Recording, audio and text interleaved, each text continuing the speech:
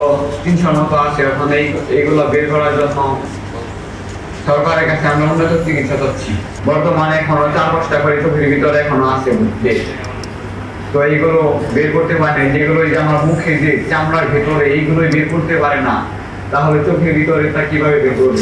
তাদেরই বিচার হওয়া দরকার, তাদেরই কাঠগড়ায় দাঁড়ানোর কথা। অথচ ঠিক উল্টোটা হচ্ছে, যারা ন্যায্য দাবি করছে তারা আজকে আপনাদের মতন কেউ মারা গেছেন, কেউ আহত হয়েছেন, এবং এটা ঠিক তারা বলছে এটা নন লিথাল। একটা তো অবশ্যই সত্য যে এইগুলির জন্য অনেক মানুষ মারা গেছে। এই হংকংয়ের গবেষণায় দেখা গেছে, ব্রিটিশ জার্নাল বোধহয় মেডিসিনের একটা 2019-এর গবেষণায় দেখা গেছে যে প্রায় 15% মানুষ কিন্তু গুরুতরভাবে আহত হয়, এবং সেই 15%-এর 1/5 মানে 20% মারা যায়।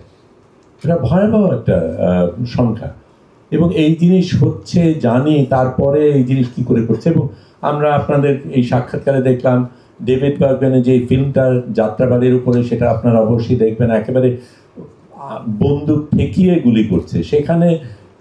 এটা মানে এটা যে মারার জন্য করা হচ্ছে এটার কোনো সন্দেহ নেই। নিরস্ত্র মানুষকে এভাবে মারা হচ্ছে, এটা কোনোভাবেই এটা গ্রহণ করা যায় না। এবং আমার মনে হয় আমাদের খুব জোরালোভাবে একটা জায়গায় আসতে হবে যে এরপরে আর কোনো সরকার আর কোনো দিন যাতে মানুষের উপর, জনগণের উপর এইভাবে চড়াও না হতে পারে। এই দাবি যদি আমরা না করতে পারি, আজকে একটা সময় নির্বাচন নিশ্চয়ই হবে, কিন্তু নির্বাচনের পরে যদি আমরা এই জায়গায় ফিরে যাই তাহলে আর লাভটা হলো কি? এবং নির্বাচনের পরে যদি আমরা আবার ওই একই রকমের কাঠামোর মধ্যে থাকি যেখানে জনগণের আবার রাস্তায় নামতে হয়, তাহলে হলো কি? এবং এটা কী করে কথা, কীরকম কথা যে কিছুদিন পর পর আপনারা ক্ষমতার জন্য লড়াই করবেন এবং জনগণের আবার রাস্তায় নামতে হবে, গুলি খেতে হবে? এটা কোনোভাবেই গ্রহণযোগ্য না। এবং এই জিনিসটা যাতে বদলাতে হয় সেটার জন্যই আপনারা আন্দোলন করবেন, আমরা আন্দোলন করবে আশা করি। এবং যারা এখন ক্ষমতার জন্য লড়াই করছে তাদেরকে আমাদের মনে করিয়ে দেওয়া দরকার যে জনগণের সেই ক্ষমতা রয়েছে। আপনারা যেমন সংগ্রাম করেছেন, আপনারা যেমন ত্যাগ করে, আপনাদের ত্যাগের কারণে যেমন আমরা শেখ হাসিনার মতন একজনকে হটাতে পেরেছি, এরপরে আর কোনো সরকার যদি এরকম নিপীড়ন করে তাদেরকেও আমরা হটাবো। তারা আজীবনের জন্য কখনোই থাকতে পারবে না।